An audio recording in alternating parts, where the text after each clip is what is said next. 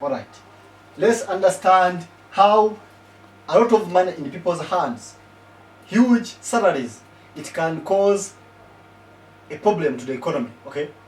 This amount of salaries you hear in millions and millions of salaries, how does it cause an economy to be in a trap? This is simple economics. Simple economics, okay? Look, if we have higher salaries on the civil servants, okay, then higher salaries means people have a lot of income in their, which they can access. That means their salaries, okay, or their banks. You understand? Now, having a lot of money, it means you're going to have more money in circulation. Someone can easily use that money. Money changes people's behavior. If you have money, you can demand anything. And the moment you demand anything, that means can the resources you have and the suppliers be able to supply those stuff? No, they can't. That means it's going to cause excessive demand on commodities. Okay? In the market, demand, I told you, if you put pressure on a businessman, he's going to be forced to increase his prices, because if the supplier cannot bring the supply, because you have seen the rotten roads, supply cannot cope up with the demand. Okay? That means excessive demand is going to cause a strain on the supply chain. Okay? A strain on the supply chain is going to cause higher prices on commodity prices. Higher prices will force them to have a higher cost of living, which is going to force them to force the government to increase their salaries. It's going to become a very vicious cycle. Okay?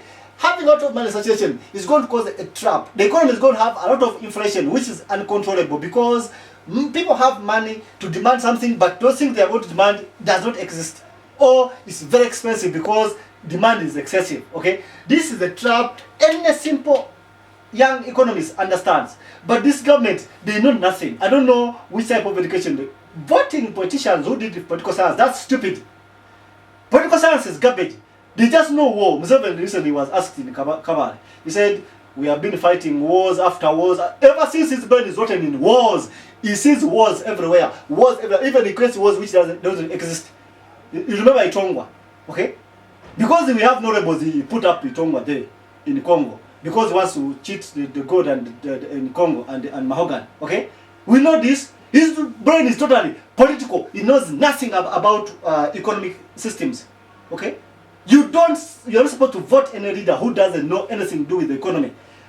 Politicians who did political science and those funny courses, they know nothing. I'm telling you, they are rotten. That's why if there are no wars, you can go to Somalia, kill those young Muslims for nothing.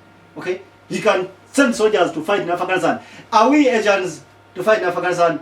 We send people to Iraq to die for nothing, because his brain is rotten in wars. He sees wars everywhere. Wars in the State House, wars in Parliament. He's just fighting wars, beating up people in the street. Wars, is creating wars.